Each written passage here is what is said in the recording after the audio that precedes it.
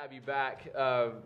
Just to reorient everyone and to those of you who weren't with us yesterday, I'm Jeff Baker and I'm a professor here at the School of Law. I'm the director of clinical programs and am proud to be the organizer of this conference, and along with our clinical program manager, Donna Brabeck, we welcome you and hope that you're having a good time.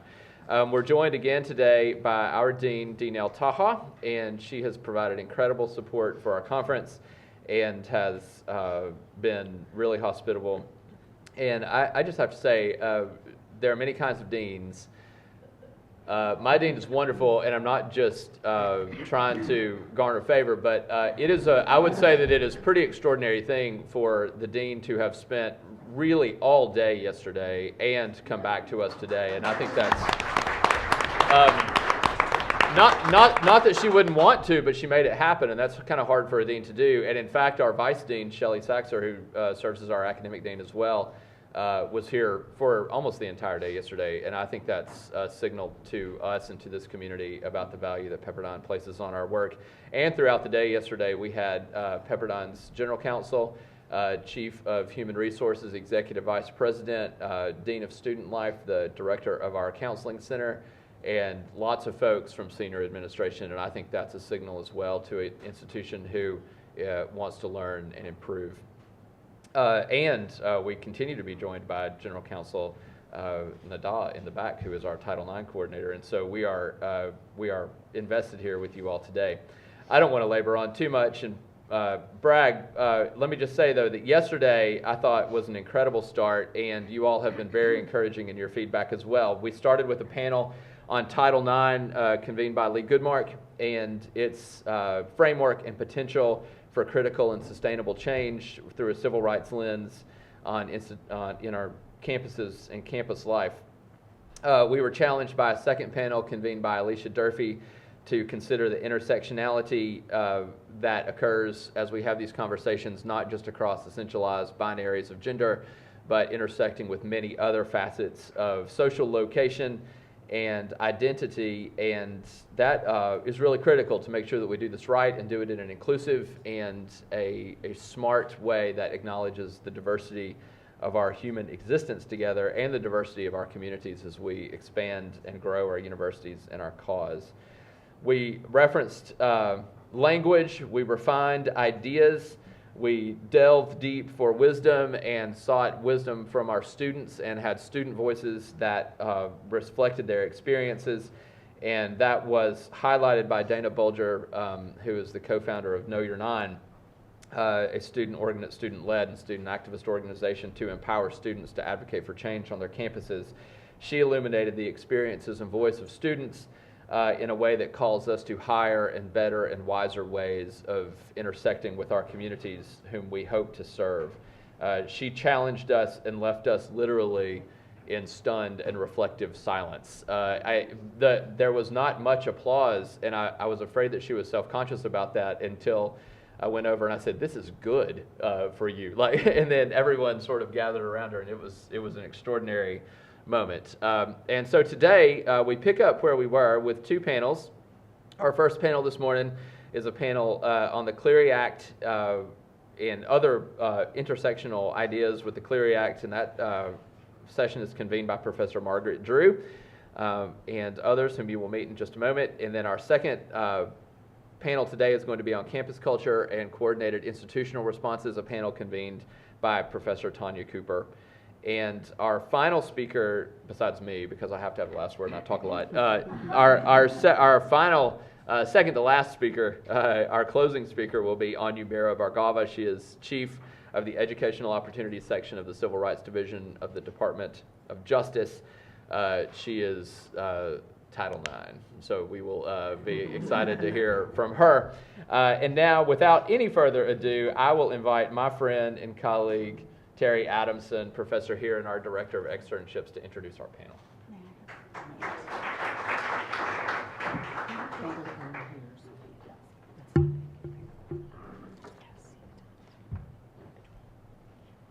Good morning. I'm learning so much from this conference and can't imagine anything really more important to be here for today. So it's my honor to introduce these accomplished speakers. Professor Margaret Drew, Associate Professor and Director of Clinics and Experiential Learning at the University of Massachusetts School of Law. She has taught at the University of Cincinnati College of Law and at the University of Alabama College of Law, as well as Northeastern University School of Law, where she directed the domestic violence clinics. She represented survivors of intimate partner abuse for 25 years and has written extensively on domestic violence.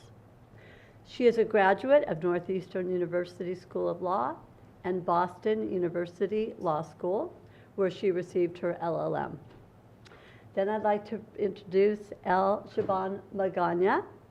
She is the director for the University of Alabama Women's Resource Center. She has an educational background in communications, education, and human development and family studies. Kathy Eccles. She serves on the Women's Resource Center at the University of Alabama. Ms. Eccles received her PhD, Dr. Eccles, received her PhD from the University of Alabama in counselor education. She is an adjunct professor at New College and the Department of Educational Psychology. Dr. Eccles is in private practice. She is the committee chair for the awards committee for the LGBTQ division of the Alabama Counseling Association. She has worked for the judicial system as a trainer and an expert witness in sexual assault and domestic violence cases. She was the recipient of the Chamber of Commerce's Rising Star Award. And finally, Allison Deering. Ms. Deering is the Campus Violence and Prevention Coordinator at the Crisis Center, Inc. in Birmingham, Alabama. Prior to that, she was a director of the Jefferson County Coordinated Community Response. Before that, Allison served as staff attorney in the Birmingham office of Legal Services, Alabama. She also chaired the statewide domestic violence practice group for legal services. Ms. Deering is a graduate of Samford University and Cumberland School of Law. Join me in welcoming this panel, please. Thank you. And unlike Lee Goodmark, I don't pass up an opportunity to speak. So I'm going to say a few words on the Clery Act and some of the challenges that come along with implementation. And because I'm not working for judicial affairs, there are some things I can talk about that others may feel more restricted to speak about, and including the politics of implementation and the politics of process. But first, let's just, and let me thank Pepperdine, because this is fabulous, and particularly Dean Taha, Jeff Baker, and Donna Brabeck. Thank you so much for all of your hard work and for the creativity in developing this program. The campus reporting requirements are only minimum standards for safeguarding students and developing processes that will assist students once violence has occurred. Also, the Clery Act addresses post-violence remedies. It doesn't deal with prevention, but it also deals with violence. So there are other forms of abuse that are not included in the reporting requirements under Clery. And I should point out that Jean Clery was actually a victim of stranger violence. But interestingly enough, her parents lobbied first Pennsylvania and then Congress for an act that would force the schools to report violent incidents on campus, because they said that had they known how many violent assaults there had been on Lehigh's campus before their daughter enrolled, they would not have encouraged her to attend. So the information that's gathered is primarily collected so that the public can know and make informed decisions on the safety of campus. As it turns out, because most violence is in intimate relationships, or at least acquaintances, the Act is much more expansive and different than what the Clerys had in mind, but it's beneficial to everyone. Jean Clery was killed. She was sleeping in her dorm room, and a man entered and it's horrible, beaten, raped, and strangled. So the school, because this was not someone that she knew, none of her friends, there was no intervention possibility. But what we are likely to see is not so much stranger attack, but something that someone the target knows. The reporting is complex. So when a school may have a violation for something that was overlooked, but not intentionally overlooked. So for example, trainings must be reported. Also the frequency of training. So if you report the trainings and not the frequency, you have a violation. So most schools have someone specifically dedicated to compiling these statistics because of the complexity, but also it's another reason for having a community involved so that many people can review and have input into what the reporting is. This is not in any way best practices. This is minimum reporting.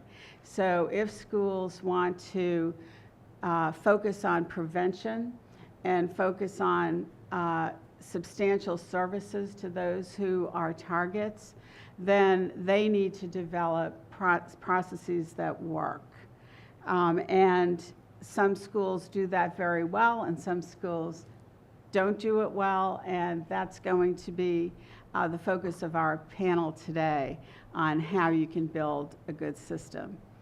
The barriers that students report in not going through the school's judicial affairs process mirrors what Deborah said yesterday on the positive side of when students do go through. So if students feel supported by the school, by the university or college, then they're more likely to engage the process. It's when students don't believe that they will be supported that they avoid the process. And once students start reporting that going through the hearings process through judicial affairs is like a criminal prosecution, that also discourages many people from reporting, because so many students elect judicial affairs in order to not engage the criminal system, but then that necessarily doesn't feel like a more gentle and fair process. The third reason is peers are not supporting the victims. So this becomes a serious problem. As we all know, the younger you are, the more peer pressure has its impact. And anyone who's going through any post-assault remedy of any age needs a lot of support. And if you're not getting that from your friends or family, then it's very difficult to pursue remedies. And of course, have witnesses. The political interference that can happen, universities are no different from all other systems. We're human, we're power-based, and sometimes there are administrators who interfere with the process. I'll give you an example of a student I represented years ago, and she had been assaulted in her apartment by a friend. They were together watching movies. There was no romantic relationship, and she was assaulted. The assault was an attempted rape. It wasn't a completed rape. She was traumatized. She got away, and she filed a complaint with the school. And she did not, she thought about going through the criminal process and decided not to, but really wanted to go through the judicial affairs process. The Judicial Affairs Hearings Officer had a policy when possible, if students agreed, to meet separately with both sides.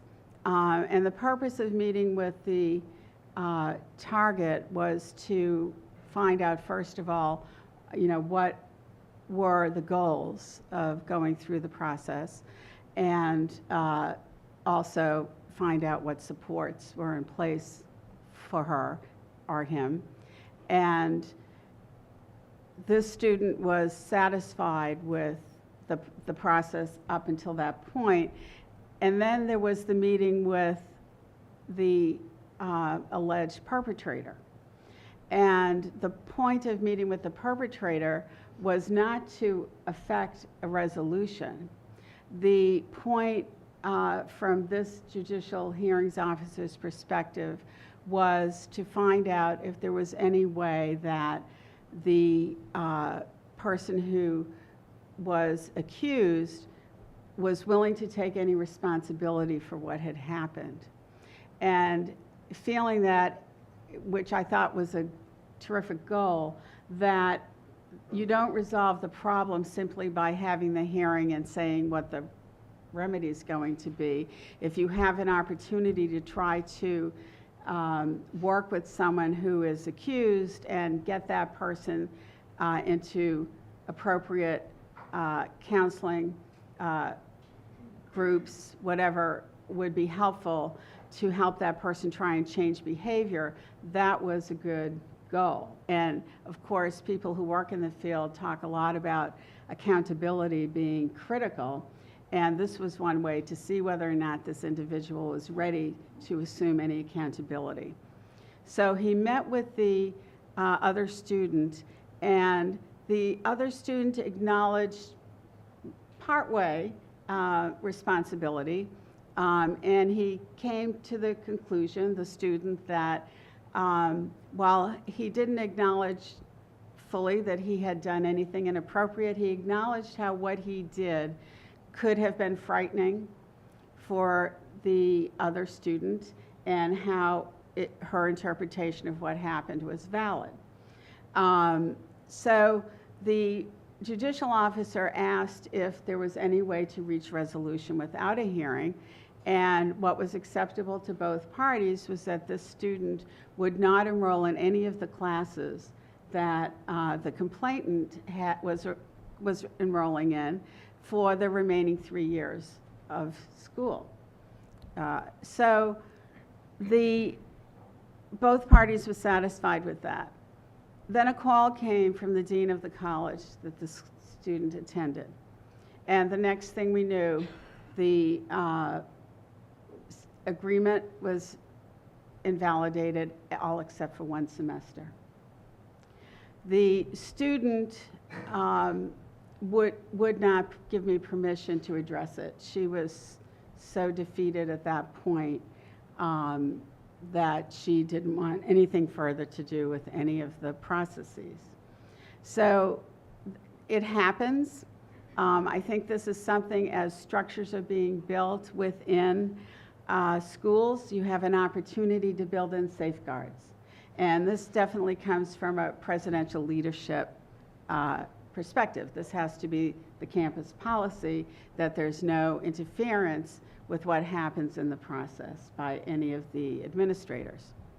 The other thing that happens, and that was the motivation in this case, is that someone at her college made the judgment that this resolution was unfair to the accused, no matter what the agreement was. And from what I could tell, he wasn't angry about this at all. He accepted this, and he preferred this than going through a hearing. But particularly athletes are protected. There was one case in Boston where a football player was about to be indicted for rape, and his school's alumni placed so much pressure on the district attorney to postpone the indictment until after football season that's what happened. So this is real world stuff. It's, you know, we want to make sure we can safeguard that from this as much as possible as we're building structures, and that's why I think this panel is critically important. The other thing that can happen, that happens frequently, and I think this is where we see most of the complaints from students who go through the process, is that the people who are hearing the complaints are unqualified to hear the complaints. Now, having practiced family law for so many years, I know that it didn't take me long to figure out that everybody thought they knew family law, and that, you know, because this was just, you know, stress between two people, and, you know, just grow up and, you know, let's get real and figure it out, when there's a lot more going on than that. And it's the same with any sort of intimate partner violence, traumatization, how that impacts survivors and their families, their friends. So that needs to be understood clearly by the people who are part of the hearings panel. But there's no vetting of what happens when the officers are convened, and I think that's one place where schools really can make a huge difference in how satisfactory the process is to both parties. And even survivors, when they don't obtain all of the remedies they want, or sometimes not a remedy at all, if they feel they've had a fair hearing and were treated respectfully, that's a very different outcome for the survivor than it is if that doesn't happen. I mean, one example is if you followed the article about the student at Hobart and Smith in New York, and what happened at her hearing, where her allegation was she had been sodomized by several members of the football team. And one question that one statement a hearings officer made was that he just didn't think that sodomy was possible without lubricant. And she hadn't mentioned that in her statement. So the fundamental misinformation that people are operating on during the process does long-term damage to the participants. Some also have a different agenda. So at one school, there was the hearings officer who volunteered to take appeals, was someone who had been accused, and there was actually public evidence of being abusive himself towards women. And so one case, a finding of responsibility entered, that was not appealed. The resolution was that the student would be banned from campus for 2 years. That was the piece that was appealed.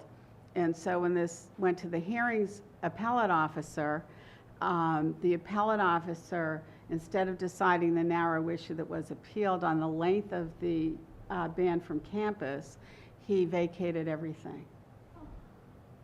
So we like to think people act in good faith, but we need to vet who's doing this. And, you know, for any other specialty, we don't want someone, for example, determining alcoholism who doesn't know anything about addiction, right? So if we're going to have people hearing sexual assault complaints, we need people who know something about violence, intimate partner violence, and other types of violence. But somehow that's seen as making you not neutral in this arena. But we really need to step up and qualify the people who are doing the hearings. Even when hearings officers are well-meaning, there are so many stereotypes around violence and gender-based violence in our culture that this seeps in. So LGBTQ complainants know about this, almost every complaint, unless a school is particularly sophisticated in what they're doing and takes the time to really learn about all of these topics. They're found to be not credible simply because of status.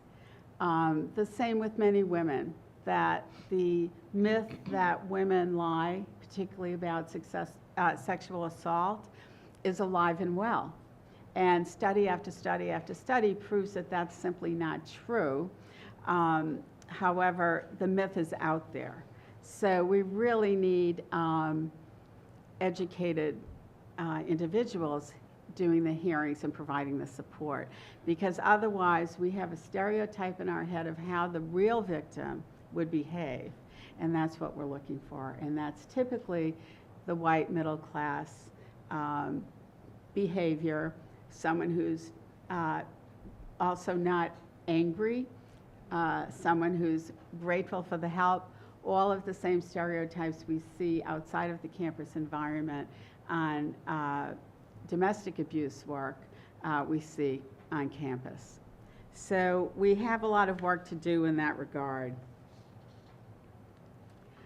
The good news is we have a great opportunity for change here.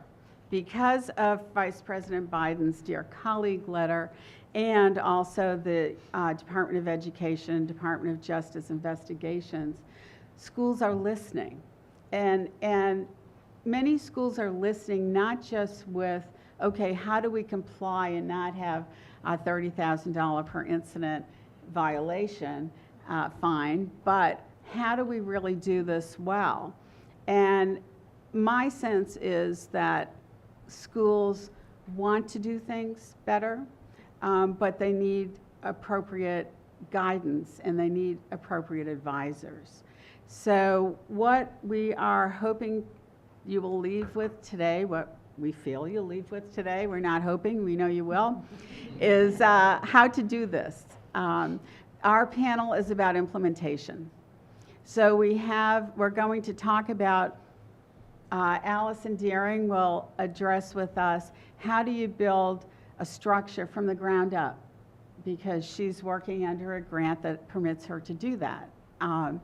Then we're going to hear from Al Shaban-Magana, who will talk about revitalizing an existing process, because many of schools have the technical compliance, but don't have the vitality and the vibrancy to do this really well. And then Kathy Eccles will talk to us about supporting survivors who decide to engage the legal system, and particularly the criminal justice system. So we're focusing on one state. The lessons are universal, and you'll hear that the experiences are varied. And I think that the services that they provide will really be of assistance to those of you who are looking to do better. So, Allison, if you would talk to us about building from the ground up. Thank you, Margaret, again for the opportunity to be a part of this panel, and to you, Jeff and Dean, for your incredible hospitality here this weekend. For those of you yesterday, the truth-telling that we heard, so courageous and inspiring. And so if I can just take a moment and say my heart is full as I head back to Birmingham in an hour. So thank you.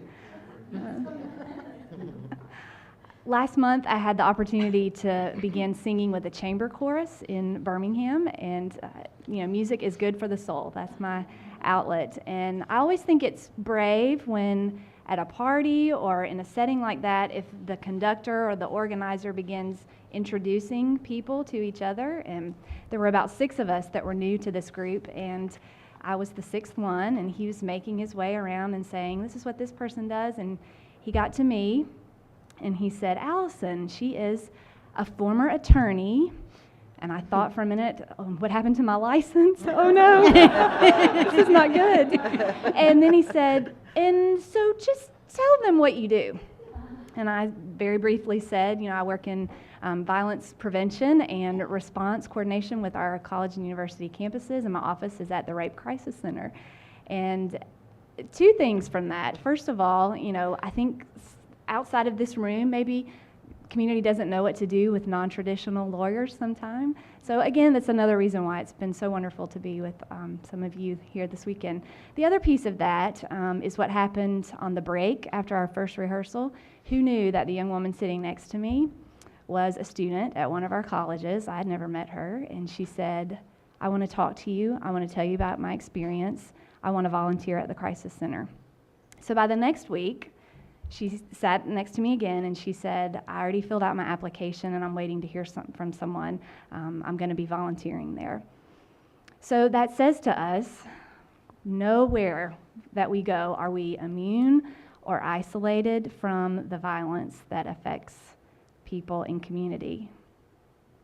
And when it affects one person, it affects all of us when we do live in community together. It's something that I learned as a third-year law student, working as a court advocate with our domestic violence program in Birmingham. It was something that was confirmed as an attorney at Legal Services, learning from my clients who were my teachers, who taught me most of what I know about domestic abuse, for their courage that is inspiring, and their stories that I keep with me every day, and many of them who said, I hope you will tell my story. I hope you will have opportunities to share my story.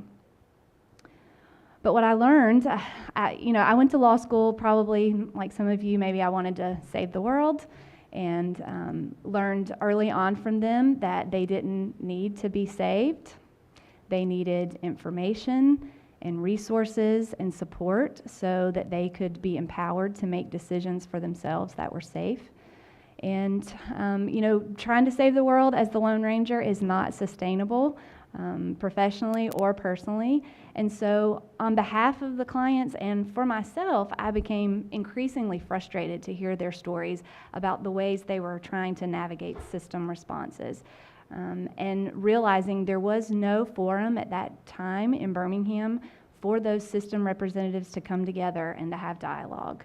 And so in 2006, through the Children's Policy Council, actually in Birmingham, we began having discussions about what forming a coordinated response in our community might look like. And in 2007, we established our coordinated community response, and I was privileged to become the director of that group. And so we started by having dialogue. We started with brown bag lunches once a month, where we invited different stakeholders to come and just talk about what your response is, talk about what your resources are. And those of us in the room would listen, and then there would be an opportunity for questions and answers. And I will say to this day, that was in 2006 that we started those brown bag lunches continue, and that has grown, and people realize that if they're gone for a month, they miss it, and they want to come back because of the support that they experience from one another. We started those email chains where we were communicating about resources, sharing articles, talking about trainings, and that list grew and grew and grew. We formed a steering committee with judges and program directors and other people who had the influence to make things change. So what we were learning from those on the ground level in those brown bag lunches, we were taking back to the judges and program directors and saying, this is what we're hearing, and these are some things that need to happen. We were able to, put protection orders on pink papers. So they stood out, and the sheriff's office knew these are timely, these need to be served, because they were the only ones that were pink. At that time, we only had one bilingual court advocate who was trying very hard to make it to several different dockets. And so we assembled the judges and said, is there any way we can make it possible for this court advocate to be at all of your dockets so that those clients can be served? And we created a chart, and it was color-coded, and those judges worked together and said, we'll set the dockets in this way so this advocate can offer those services. We became connected with some of our college and university partners very informally, and in 2011, a professor from Stanford University contacted me and said, there's this grant through the Department of Justice to address sexual assault, domestic violence, dating violence, and stalking on college campuses, and I'm interested in applying for that. And I laughed and said, those grants are very competitive. I just want you to know. I mean, that's a great idea, but those are really hard to get. And he said, well, will you just talk to us? Because we have an idea to apply as a consortium, 5 colleges and universities in Birmingham. And then there's this community partner component, and we need our district attorney to be on board. We need our domestic violence program to be on board. We need our rape crisis center to be on board. And so through our coordinated community response, we had those relationships. So the day before Thanksgiving, I said, okay, I'll come and we'll meet. And that started this 6-month process of collaborating and communicating and learning from each other and developing this application. I had never been a part of writing a grant that way. And I can't even tell you the relationships that we already had, how much they were strengthened and how much we continued to learn from each other as we were developing that application. So we submitted that in the spring of 2012, and surprise, surprise, the grant was funded in the fall of 2012. And so 5 campuses and several community partners are the recipient of this grant through the Office on Violence Against Women.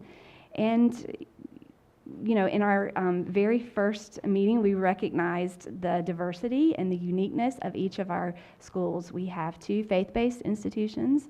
We have 1 HBCU.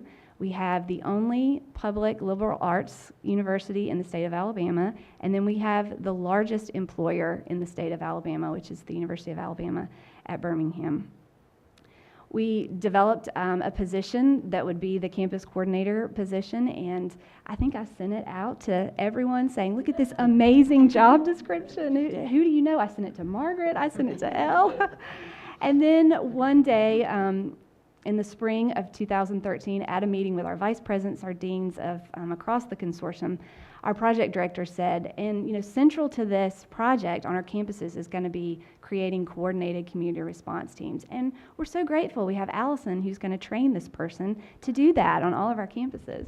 And it was like the bells started going off in my head, and I thought, I don't want to train someone to do this. I want to do this. I want to be a part of this. And so, I had not had that thought up until that time, but I applied for the position and went through the interview process, and 18 months ago was hired as the campus coordinator. And so I thought, based on what we had learned in Birmingham doing coordinated community response systems work in the community, that this would be an accelerated process. We would just take this, and it worked, and we would implement it on each of these campuses, and we would be ready to go. But I had and have a lot to learn about higher education and about institutional politics and about what it means to be tenured or non-tenured, who feels respected on campus in their role, and where there are divisions and silos. And so quickly learned what we were asking people to do was to come together, many of who were not communicating already, and to talk about addressing something that's really hard to talk about and acknowledge. So we had our work cut out for us, but we're doing it. And I think we started by doing what we knew was working in the community, which was building those relationships. You heard some of that yesterday. The friendships, I think, Jeff, you said, became credibility, which became change. And so that's really the approach that we're taking, really in 4 ways. Honestly, it's about me developing some relationships with administrators at each of the campuses and developing that credibility. And so, that's coffee meetings and lunches and emails and following up, and if I say I'm going to do that, doing it, and then holding them accountable. Remember, in a very nice way, we said we were going to do this, and so I'm just following up with you about that. The second piece is helping to facilitate those relationships within the campus communities that maybe are there or need to be strengthened. The third is the relationships across the consortium. So Title IX coordinators at each of the institutions knowing each other, counselors at each of the institutions having opportunities to know each other and to collaborate. And then the fourth piece of that is strengthening the partnerships that already existed between our domestic violence program and our rape crisis center and our colleges and universities. You know, the response to me personally, as I've tried to establish some of those relationships, have been varied. One person said, "I've been waiting 11 years for this to happen." Another Title IX coordinator said to me, "Who are you again, and why do you think you're coming here to help us with this?" So, you know, across the spectrum, and we continue to work on those relationships. The second piece, building those relationships within campuses, have been varied as well. And so learning a lot about the dynamics, I mentioned that already, exist within an institution, and creating safe places for people to recognize their own personal connections to violence and what that means, and finding opportunities to discuss together what it means for our campus and what our approach is going to be to prevention. So we do some things like making sure we're all facing each other in a meeting. I move a lot of tables.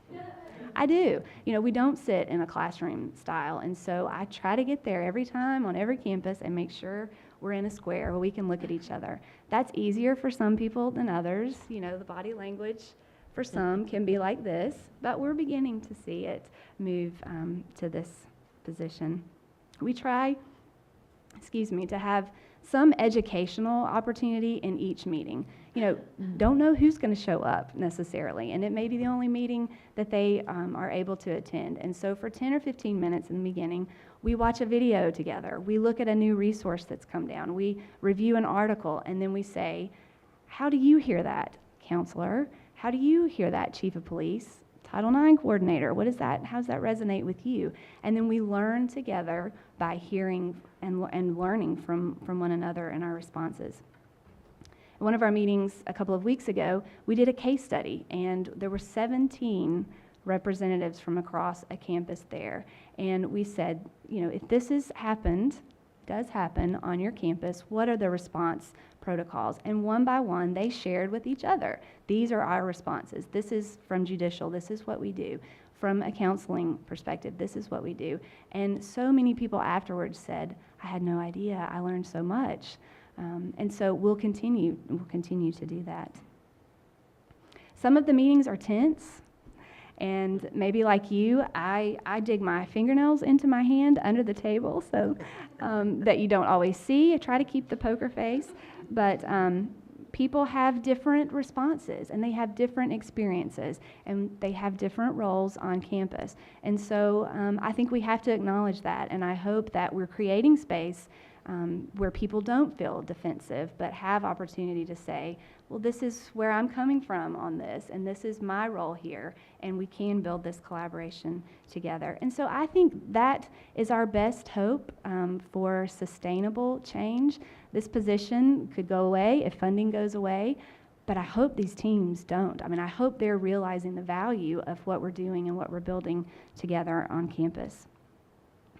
Our consortium meets about twice a semester, and we have deans and vice presidents who come together and who share about what they're doing on their campuses. And I've loved to be a part of getting to facilitate that dialogue a little bit, and to hear a vice president from one institution say to another, "How at orientation did you answer questions from parents when they asked about safety? I'm curious, what language did you use?" And to just sit there and watch that happen, and to know that they're contacting each other even outside of our meetings, and that those relationships are growing as well.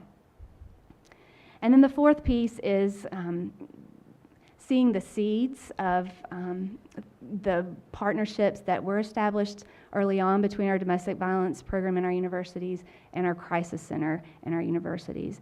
None of our colleges have dedicated advocates who are on staff.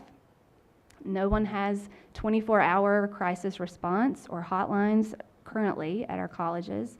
No one has a sexual assault nurse examiner program on campus. No one has a person to walk someone through the process of getting a protection order. And that's why our community partners are so necessary. And you heard that referenced yesterday as well. And so they are the experts. We are the experts on how to do this. And to build those bridges between the agencies and the colleges and universities has been a really important piece of what we're doing. And I think it goes beyond, we want the hotline number to be on the website, right, for the Crisis Center, but it goes beyond just having the number there. It means inviting prevention educators to campus who this is what they do and welcoming them into classes and into orientations. It means when we do put the number on the website, we're acknowledging that our students do need these services and these things are occurring on campus, and even that can be celebrated in a small way. It's a baby step. Recently, at one of our institutional CCR meetings, some of my other colleagues from the Crisis Center were there, and I didn't even know that they were coming, and it was great. I was glad to see them, but I hadn't invited them. The college had invited them, and they wanted them to be a part of the process, some focus groups that students were doing, and they reached out to them, and I said, I'm so glad you're here. I just saw you at the office a few minutes ago. The other thing that we've been able to do through our grant is to bring the Green Dot Institute to Birmingham, which is focused on bystander intervention. And we had 40 college and university administrators and staff trained in May of this year, and all of our community partners were there as well. And so now we're seeing sort of the ripple effects. 2 of our prevention educators from the Crisis Center are going for an additional Green Dot training next month. And hoping to bring that back to the high schools and the middle schools that they already serve in every week. Last month, I was invited to speak to the Alabama Coalition Against Rape Prevention Educator Group and talked some about Green Dot and that language and the bystander intervention piece, not because I'm a paid spokesperson for Green Dot, but because I do see the value in that cohesive messaging, that if we could all be utilizing that across the state of Alabama, how powerful that would be. And so I think there's still things to come that I hope we'll be able to report. In closing, the greatest benefit for me, I think, is seeing these unlikely allies, if we can say that, recognizing that they are allies. It might be a business school professor who comes to a faculty focus group and says, I have no idea why I'm here, and then 15 minutes later says, okay, I just want to say I think I do know why I'm here. My daughter went to college last year, and I think she experienced some of this, but she only talked to my wife about it. Or the student affairs professional who at lunch a few weeks ago said, do you want to know my connection to this? I said, sure. She said, I taught public school before coming to the university, and this changed for me the day that one of my 4th grade students was raped. And so now, in my position here, I want to work with this coordinated team on campus. I want to be in leadership, and I want to make a difference here. So that is what gives me hope. I love getting to share these stories with you today because I hope that we're spreading the hope, and I hope that we are making a difference. But I will say, to be continued. Thank you, Allison. And we're sorry, Allison will have to leave soon for her flight, so she won't be here for questions, but thank you. Yeah, that's great. So next we have Elle, who's going to talk with us about revitalizing an existing process and build upon what Allison discussed on building the process. So thank you. I am a little jealous that Allison has developed the poker face that she has. I have tried, and I've had 15 years at my institution to work on that, and I thought I had done such a good job. And then not so politely, some of my staff members, because I said, oh, I think that went well, and that I remained calm and didn't give myself away, and they said, oh no, you are so misguided. So they said, oh, and then they started telling me all the things, you were leaning forward and your face got contorted, and anyway, so still working on that. So I wanted to spend a few minutes just to talk about the program that we have at the Women's Resource Center, because I think we're slightly unusual and a little blessed in some ways to have some of the staff members that we do and some of the things in place. It certainly didn't happen by magic. So next I'll talk about kind of some of the pivotal moments and things that I think allowed us to build the things that we have in place. And then I'll close with talking about some new endeavors for us that are a little scary, but I think very promising. So at the Women's Resource Center, we have a full-time therapist, Kathy, who you will hear from next. And we address any issues of interpersonal abuse or violence. And we do that for students, staff, and faculty members, for anyone who may experience that violence on our campus, and also for what are often referred to as secondary victims, so people impacted by those things in the lives of people that they care about. So parents, partners of those victims. And we will be hiring another therapist, so that's exciting. We have 1.5 advocates that are dedicated to just these issues and serve and are given the role as the on-call dean in scenarios where these issues happen. We have 24-hour on-call response where we can provide hospital accompaniment for forensic exams, or if someone prevents for medical treatment because of assault. We do court accompaniment. We do academic advocacy. So working with faculty members if students have missed classes or things, and we don't give them a lot of information. We're not going to go through and have the survivor have to recount the details of their abuse. They should not have to. And so all of those things that kind of are required for survivors that the system often overlooks. We have very good relationships with our housing. We now can, actually the deal that we finally worked out with them is that we're going to just call you and tell you that we need a safe space, and tell you and ask you how the student then will pick up the key or where they need to do that. And they allow us to do that. They trust us with that. We don't provide them anything involving, the personal life of the student, because they give us that after, many years of working through some of those details. So we also have a full-time education coordinator who does nothing but works with peer educators and also goes out and does training and providing information across the campus on this issue. We have a half-time student educator that helps organize some of our peer education programs. We have a peer education theater troupe called Unscripted that is really, I think, fun, and so many positive, exciting things have come out of that. We have a Men Against Violence, part-time Men Against Violence coordinator. So we have a lot of staff members dedicated to these issues. And I'm always asking for more. I'm not shy about asking for funding. I learned fairly early on, the first year or so, I thought, oh, they're going to see how important these issues are. And these are just absolutely crucial, and they're going to just give me a whole lot of money and some new positions. And of course, that did not happen. And so I began my campaign, which I submit every year a new funding proposal. And I just bombard them with information. And so I think, but that has been important. Oftentimes I see that institutions talk about how important these issues are.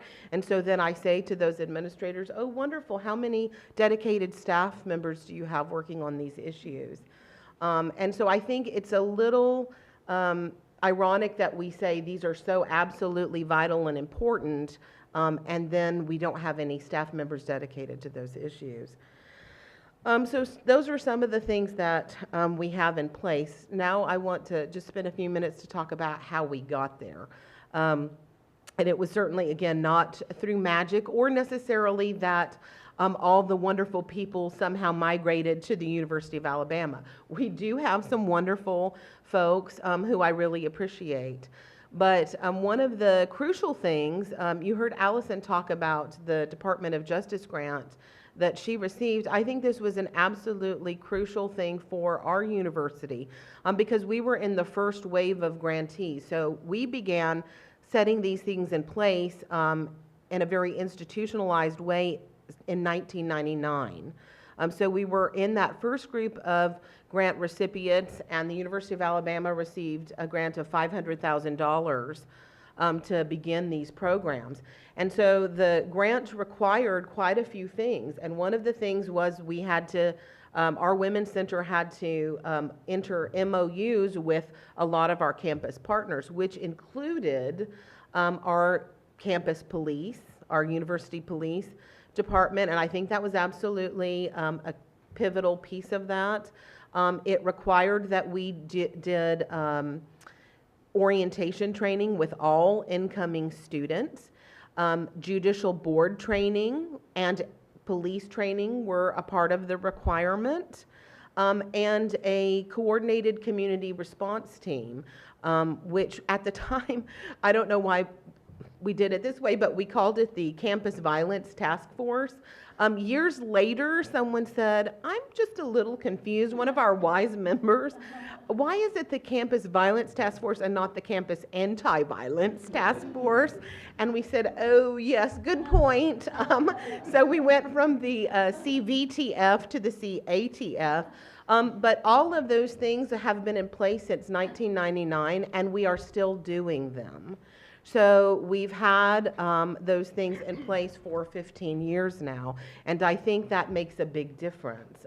So this program that I'm talking about was not something that just came to someone overnight and that they decided to do that. And I've continued to add positions, as I've said, by asking. I ask every year around that time, that crucial time. And by September, I start calling people because I know those new budgets are rolling out. And so I've been able to institutionalize positions that started as grants. So I will say that a lot of our funding is still, I seek money anywhere that I can get it, provided that there's no ethical conflicts, because that is a whole nother topic and can be tricky sometimes. So one of the things with Clery, that there's still negotiations, but we've been able, I think because of our goal we see as being both systems advocacy and individual advocacy, and both are very important, and I think they have to be happening simultaneously. So things like somebody had mentioned something, and it reminded me of, for Clery and the emphasis on reporting, we want to balance that with still honoring the respecting survivors. So one thing that we have worked out on our campus is we have anonymous reporting or non-identifying reporting. And I'm on lots of different listservs, and I've seen all different kind of things flying around about this. But it meant that we had to kind of change the way that we were doing things a bit. So in the past, our Clery reporting was everyone in the silos send your different information bits to the one person that then was taking those individual pieces of the report and compiling them together. And that really wasn't an ideal situation. And so now we have a way at the Women's Center, because we are working with students confidentially, and also we don't charge for any of our services, and we don't limit the number of sessions. Also very important things for us philosophically that we absolutely insisted on. So we now can sit down, and somebody says, well, then how are you making sure you're not over-reporting or that you're capturing everyone? Well, it involves a conversation then. It involves us, so we give like an R number assigned to the report when we submit it, and then we have to sit down with our law enforcement office who submits the report and make sure, and we can use that to sit down and have a conversation. So I say to them, well, tell me what you have and what the information about that is. And then I'll say either yes, no, this is included in what you've already seen, or no, it isn't. So add that to your number, or that's the same one. So things like that I think are important, particularly in working with the Clery. It's allowed us to do things like, at this point now with our judicial officers, one day I looked at the no contact order and I said, you know what, I don't like this language that you have. And they were kind of shocked. They said, why? Well, the no contact order had language to me that was also addressing what the victim should or should not do. And I said, I don't like this. The order is really geared towards should be geared towards what the perpetrator is doing, and should not advise or not advise the victim. And so based on my concerns, they recently changed it and they sent it to our staff saying, well, does this work? Do you like this better? And this is, again, not something overnight. This is, 15 years into our process, and quite honestly about a lot of trust and relationship building. People were not always delighted when I arrived. And there was a lot of the kind of metaphorical, oh no. But I think I've had staying power, and I think that actually has counted for a lot. It sounds kind of silly, but I think now they know that we are going to be there, and that typically, we can also be of assistance to each other and allow each other to give each other that trust. And so I will end by talking about a new initiative that is both exciting and a little unnerving that we are endeavoring to do, which is, in the past, quite frankly, the Women's Center has often spoken, I will say, a different language than the larger institution. And so we have sometimes politely clarified, when you say prevention, clarifying things like prevention and risk reduction. We have spoken a different language than the institution regarding those things. And so we have been a little reticent as a center to tie our things to things that the campus-wide initiatives, quite frankly, addressing interpersonal abuse or violence. And vice versa. The university has not always run into the sunset with us on things like our V-Day marches and, rallies and things like that. So this is kind of a new area for us that the university developed a program that we really think is important regarding Clery called UA Acts. It looks like it's similar to the SHARE program that we saw Penn State have, but one of the things for reporting is we all know that it's really important to teach our campus members reporting channels and then what will happen when that reporting happens. So they have created this website and distributed all over campus, like, if you're having a concern about this, here are the people that you can go, and then this is what the expectation will be when you report. If you want confidential counseling or advice, you can go to the Women's Resource Center. So things like that, and it's called UA Acts. And the A, it's U, capital A, lowercase CT. Yes, they were being very clever with that. So we just recently got a grant to do a digital storytelling project through the Center for Digital Storytelling, and we approached our campus administrators at the UA Acts and said, you know what, we think that this is related to the work that you are doing. And so as a result, we're going to launch the UA Acts with Courage, but it's going to be digital stories of survivors. It's going to be half survivors who want to share their story, and half bystanders that are talking about an actual experience on our campus where they were able to interrupt some type of abuse or violence.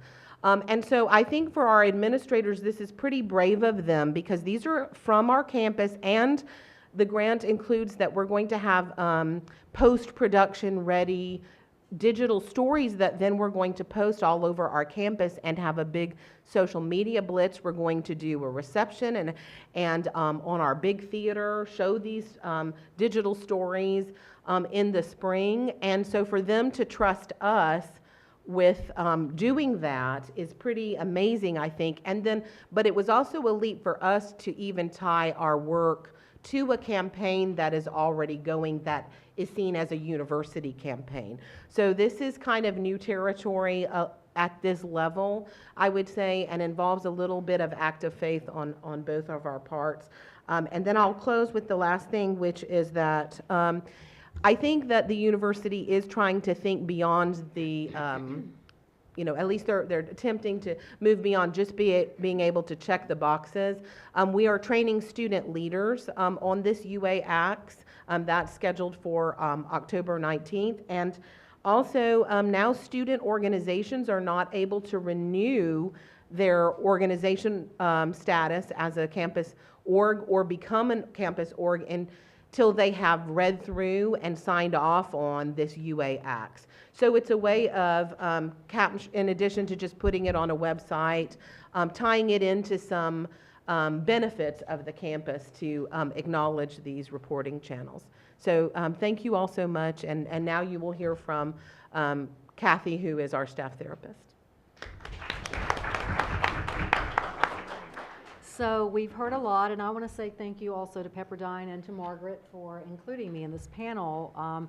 We've heard so much, and it's been great to be here and be a part of all of this and hearing about the approaches that everyone's taking and how we want to provide these safe environments and how we want to do the right reporting and the right thing. So I think that I am blessed because my role in this becomes working with the victim in the healing process. Because we can have the greatest supports around, but if the victim doesn't feel comfortable and safe to come forward and talk about these things and have the support in order to go through the process and be able to heal in spite of what might be some negative influences and approaches to the victim, then we really aren't serving what my goal is, because my goal is to help that person heal regardless of the circumstances. So we have wonderful systems in place, and I do feel very blessed and fortunate to be the staff therapist at the University of Alabama who works specifically with victims of domestic violence, dating violence, stalking, and sexual abuse. We also see our clients may have been victimized at any point in their life, so it's not just that they were victimized on the campus. I have a lot of clients who are victims of childhood abuse of all different sorts, and so that also means then that many of my victims, many of my clients are not victimized only one time. So we may have somebody who has been raped during their college years and they come in for counseling. They also may have been victims of abuse at an earlier time in their life. We may have somebody who comes in for sexual assault. The fly is following me. Sexual assault. He left me to go to I was like, whatever. It was, sorry about that. Sexual assault from a party. I met this person. He was an acquaintance, a friend of a friend, a friend of a friend, but I may never have to see him again. Or we may have someone who's been involved in a long-term relationship, and what I've learned from students when I say, how long have you been together? Okay, somebody may have to come do something about this. Long-term might be 2 months. If you're 18 or 17, I've learned that, that's long-term to them. So when I'm at my age thinking long-term, I was married 23 years before I was divorced, right? So that's pretty long-term. But I'm saying, well, how long is that? Oh, well, 2 months. We've been seeing each other. I'm thinking to myself, okay. But what I've learned and what I have learned has mainly been through working with the victims, okay? So almost everything I know has been working with victims. Counseling centers, not counseling centers, but counseling programs, psychology programs, educational programs in these fields aren't teaching really the dynamics of sexual assault and domestic violence and dating violence in their programs. This really is something that you do learn on the job. And I've been working in this field for 18 years now. So I have had staying power as well, and very fortunate that I ended up at the University of Alabama as a therapist. I was also at the local agency in our community that served 9 counties, and I was there for 10 years, partly as counselor, partly as director. So as Allison mentioned, I came from a community environment where I was pretty much the head of the game there, to an institution where I was, let me think, 14 layers below the head of the game there. And so that took me a little bit, I've been there 6 years now, to really understand how to navigate those systems. So what I've been hearing, and there's been a theme, I think, throughout our panels, is that the work that we all do is difficult to get these communications going, to get this dialogue in place, to get the systems together, to get the coordination and the community response, right? If it's difficult for us, think about this one victim sitting here who knows nothing about anything that we know. And it's a silly example of something that happened. Tanya and I both have this sprained ankle thing going on, but the first time I went to the doctor with my sprained ankle, we have a training medical center, right? So I had to repeat my story within a 3-hour period 4 times separately, individually, to 4 different doctors. And I was sitting there thinking about my clients and a rape victim or a victim of domestic violence who has to tell, you know, maybe she's told me, she's telling the police, she's telling Tanya, she's telling Title IX, she's telling the now homicide, our investigative unit, now she's telling the prosecutor. And I said to the 4th doctor, I said, I'm a rape crisis counselor. I'm sitting here thinking, I've already told you people 4 times the same story. Do you people not talk to each other? I was exasperated, and it really made me feel even more for the victim who has to go through this process, right? So all of our systems are great, and all of these opportunities and resources are great, but I'm thinking about that one victim that I work with, and sometimes I kind of, hold their hands through the process. As Elle said, we don't charge any fees, and we don't have a cap on services. So I may see if they're a freshman when they come to me, I can see them through the whole time they're at the UA. Some of my clients I've been seeing for 3 and 4 years. Maybe not weekly at this point, but maybe, because if you work in the field of dating, domestic violence, stalking, and sexual abuse, you know that there's waves and triggers and emotional responses, and it affects everybody in different ways at any given moment in a day. I may have somebody who's been doing very well, he or she thinks, usually she, goes away for the summer, is excited to be home for the summer, if home is a safe place, comes back in the fall, things start falling apart. And this is what I really want to get at is, as our systems come together and communicate and have dialogue and reach out to each other in the professional world, thinking about the victim and what they're having to navigate as we expect them to talk to police, to talk to Title IX, to go to class, to still have a 4.0 GPA because that was their original goal, to graduate, to do all of these things. How are they supposed to do that if we're spending as much effort as we are in trying to navigate the system ourselves? How is this client supposed to do these things? So that's where I come in, and I have been very passionate about this for my 18 years in this field, is working with the faculty, working with the attorneys, working with the prosecutors and the community. I have served as expert witness. I have attended court with my clients. I have sat in there when they have been what I would call investigated rather than interviewed by the police. I have heard police say to a client, "You don't look like a rape victim." I'm still not quite sure what he meant. She was completely offended. I think it was because she was white, blonde, and very well dressed. As we know, this crosses all boundaries, right? There's no really exception to who can be a victim. I've had an officer get up and leave the room and tell me that he couldn't deal with her anymore. She was too emotional.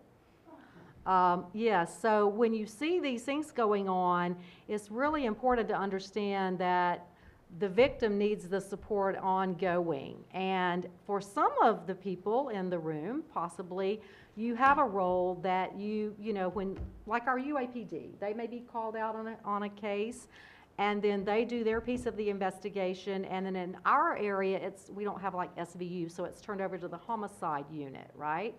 And then they pick up if there's going to be prosecution, if there's going to be an investigation leading maybe to prosecution. But I can be with that victim throughout that process. So I may meet that person at the hospital during a forensic exam, or for if there's been other hospital accompaniment for injury due to violence of any sort, that may be where I meet them. I may meet them for the first time when they're meeting with the Title IX officer. I may meet them for the first time because they come into our office in crisis. But from the moment I meet that person, I can stay with them throughout that process. And I think they really need that. So I know the University of Alabama's fortunate to have that role. And I don't know a lot of other, I go to a lot of national conferences about college campus assault. And I'm not sure, from what I hear, a lot of other campuses may not have that piece where we can stay. And as Elle mentioned, we also have other victim advocates that aren't therapists, but that we also all provide this service, and it is a 24-hour on-call, all day, all night. They can reach out to us. And so let's say that it's been 6 months or a year later, and I just went to trial recently with a client that it was 3 years before the trial came about, right? So she's graduated, she's moved to another state, she's got a life going on. But at the same time, I've still been in touch with her and working her through how to navigate her own emotional state throughout this whole process.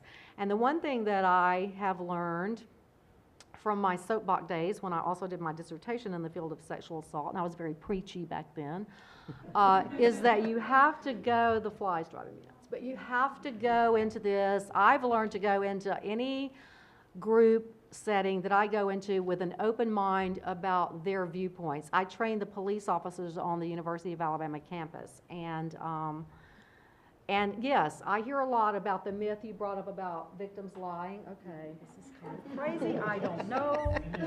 It's the French perfume I'm wearing, I suppose. I know. My daughter lives in Paris. I have French perfume. Well, it was following Allison earlier, but let's see if that works. Thank you. Oh, no, it's me. Anyway. No, I don't know. Maybe use the name tags just to fan yourself as you talk. Thank you. Maybe that will work. Yes, that'll help. Thank you. Yes, where did I leave off? I lost my train of thought. So going into any of these meetings to create dialogue with an open mind, because I learned in 1996 that preachy was not working, okay? So yes, I hear officers talk all day about how many lie about this, right? So what I say are things like, okay, so your experience sounds different from mine. Let's talk about why that might be. Why are we hearing and understanding the same thing from different perspectives? So I am very careful about when I talk to prosecutors. I've had some be very, very gracious, and others, I had one call me one day, and after 2 years, of course, before trial, now he's trying to prep her in the last minute, and he says, did she just lie? Is everything coming out now just a lie? I said, no, she's never lied. She's remembered things differently. She's remembered things in a different way. She's remembered more. She's never lied. It's just different in her memory and how she's had to accommodate this from the phases of shock and denial, working through anger, working through anxiety and depression. Because if any of you have had these experiences, and I've had some in my own personal life too, if you don't think that anxiety and depression and hypervigilance and all of these can exacerbate when you're talking to law enforcement, and you're worried about, well, if I do report, what's he going to do to me now? And I have a recent client that's a big fear. She's not reporting anything anymore that he's doing because she's afraid of retaliation. So these are the things that, as a therapist with privilege, I can talk to this person about on a daily basis, a weekly basis, and help her navigate systems. I had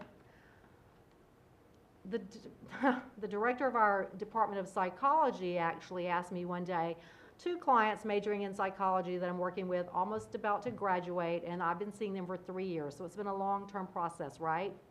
One's domestic violence from a boyfriend from campus. One is a rape victim who's also a survivor of adult survivor child abuse.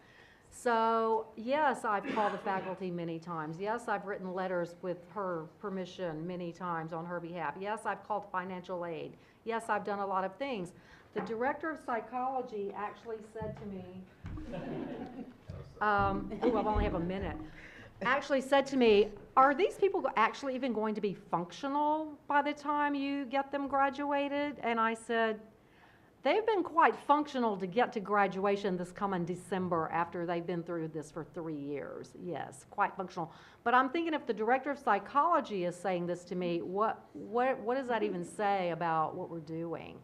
Okay, so I have a minute. I guess I will close by saying that I have seen, and what I've learned mostly has come from my victims. I learn a lot by sitting in rooms like this and having dialogue with many, many, many people. I am fortunate to have been able to do that, but you will learn mostly what you know about the victim and what they need to do and their safety and what they know about their perpetrator from the victim. And I don't want the victim to get lost as we talk about and manage and create all the wonderful resources that we're doing. The victim needs to be at the head of every bit of that, and so thank you. My minute is up, and so I really have enjoyed being here. Thank you.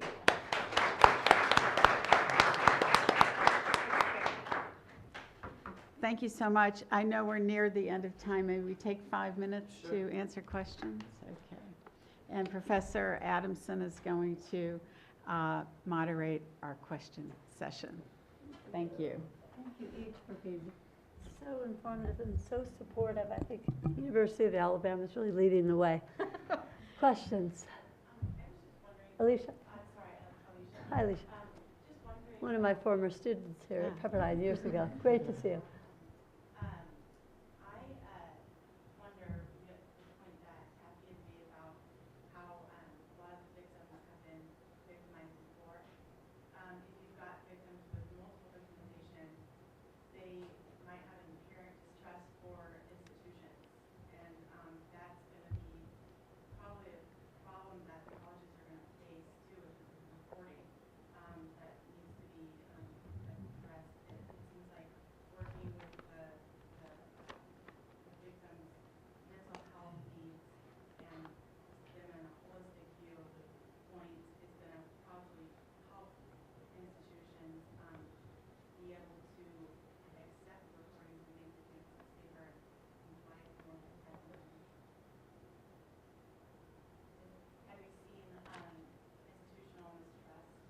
Oh, yes, that would probably be the thing that we have to establish in the very beginning is trust.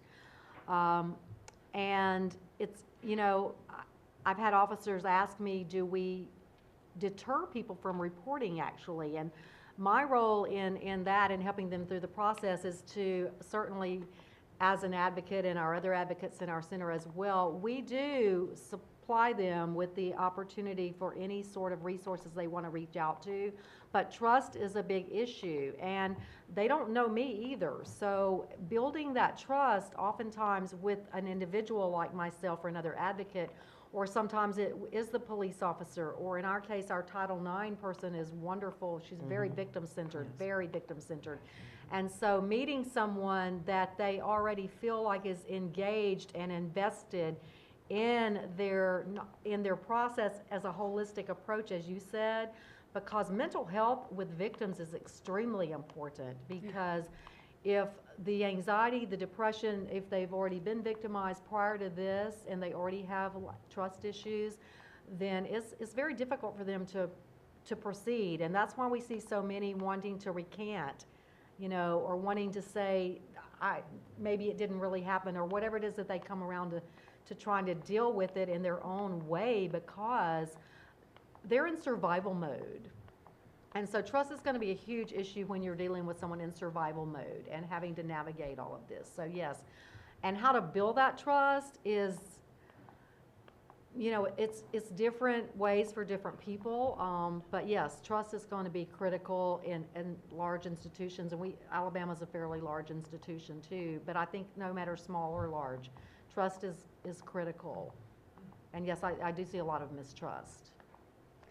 Thank you each so much. I think it's time for our break. So you've all been I attentive. will take a point of personal privilege here and say, roll Tide.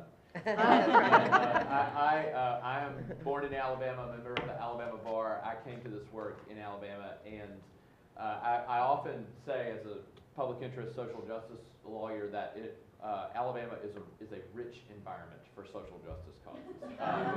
Apparently. One thing that Alabama has done well, especially the communities in Montgomery and Tuscaloosa, and now Birmingham, as you heard from Allison, is to do really good work on domestic violence. And there has been some sort of providential, historic, generational breakthrough in these communities, and doing something really, really well. And sometimes we grasp for things about which to be proud other than football, and although football's really good. But we are Alabama does really good things. So thank you all for being here, my Southern friends. So, and sorry about the fly. Oh, I know. Wait, ma'am? Really fast, can I say something? In addition to Alabama rocks it, there's a great video, maybe everybody knows about it, by Rebecca Campbell, that's online that Follow made about how the sex assault survivors brain. I've been using it with my students and teaching. I just think for police, it's really, it's short, it's so It changes her powerful. brain. And I can send the link, but Rebecca Campbell is violence against women. She does this great thing on just why survivors will behave what seems to many people what seems like odd. Oh, like great trauma. Yes. Yeah, yeah. Such great training. Thank you, Joe. Thank you. Let us take a break and take this Thank break you so seriously much. because we're going to press on through to the end at 10:45. And so get your coffee, get your snack, use the restroom. They work. And we welcome you. Absolutely terrific. Thank you. I told you, I was going to move you.